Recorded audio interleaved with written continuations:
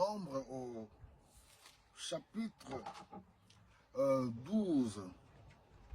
Nous allons prendre les 16 premiers versets. Vous pouvez les lire calmement, tranquillement, comme je vous avais promis, en parlant des prophètes et prophéties dans la parole de Dieu dans la Bible. Nous allons alterner tantôt le Nouveau Testament, tantôt dans l'Ancien Testament. Là, je prends cet épisode où nous voyons Moïse. On nous dit ici, Moïse avait épousé une femme couchite. Myriam et Aaron le critiquèrent à propos de ce mariage. Ils dirent, le Seigneur n'a-t-il pas parlé qu'à Moïse? Ne nous a-t-il pas parlé à nous aussi? Et le Seigneur les entendit. Je m'arrête là. Vous pouvez lire jusqu'au verset 16. Hein? Déjà, il faudra comprendre que Dieu est celui qui voit tout. Il entend tout. Il comprend tout. Il sonde le cœur et les reins. Pendant qu'on fait des choses, que ce soit dans le secret, Dieu voit. On nous dit que Dieu les entendit.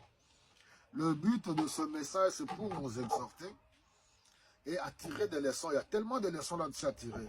Mais je me focalise sur Moïse. On nous dit au verset 3, « Or Moïse était un homme très humble, plus humble que tout autre homme sur la terre. » Ouais.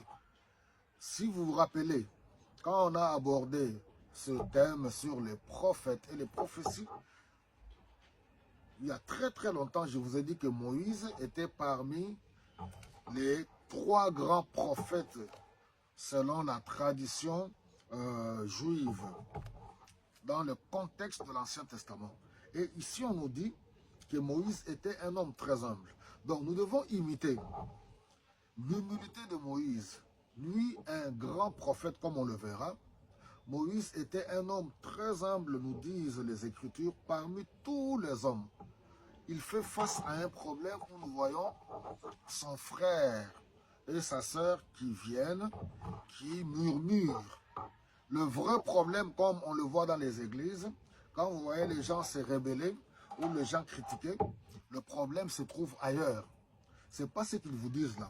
Parce que là, nous voyons qu'ils sont en train de dire, non, il a épousé une femme. Oh, le vrai problème, c'était, ils étaient en train de murmurer, ou je me permets de le dire, d'envier le ministère de Moïse, d'envier le rôle de Moïse.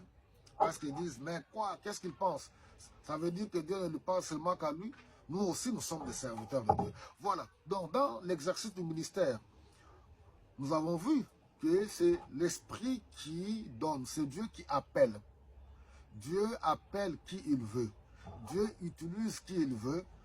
Le travail de chacun, c'est de se contenter dans le corps de Christ. Se contenter de ta part, de votre part. À quoi êtes-vous appelé?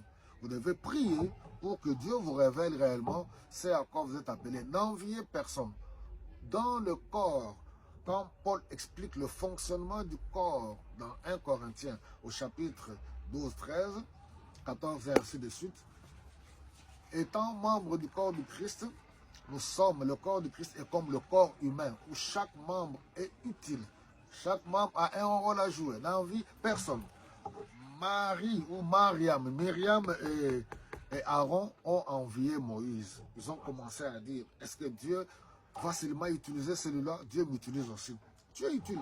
Il se peut que ce que tu fais là, tu penses que c'est une petite chose, mais c'est très important aux yeux de Dieu. Alors nous voyons au verset 4, alors le Seigneur appela Moïse, Aaron et Myriam, il leur dit, rendez-vous tous les 3 à la tente de la rencontre. Et là, si vous lisez la suite, il dit à Aaron et à Myriam, avancez-vous ici. Et puis voici ce que Dieu leur dit. Au verset 6, écoutez bien ce que j'ai à vous déclarer quand il y a parmi vous des prophètes. Moi, le Seigneur, je me fais connaître à lui et je lui parle au moyen de visions et de rêves. Mais ce n'est pas le cas avec mon serviteur Moïse, lui qui s'occupe fidèlement de tout mon peuple. Je lui parle directement, en langage clair, je me montre à lui. Il me voit apparaître devant lui. Alors, pourquoi n'avez-vous pas craint de critiquer mon serviteur Moïse? Donc, vous voyez, Moïse n'a pas voulu se venger, ni en découdre, parce qu'il avait un caractère humble. J'attire aussi l'attention des serviteurs de Dieu aujourd'hui. Nous sommes à une époque où l'arrogance, l'orgueil bat son plein dans le corps du Christ.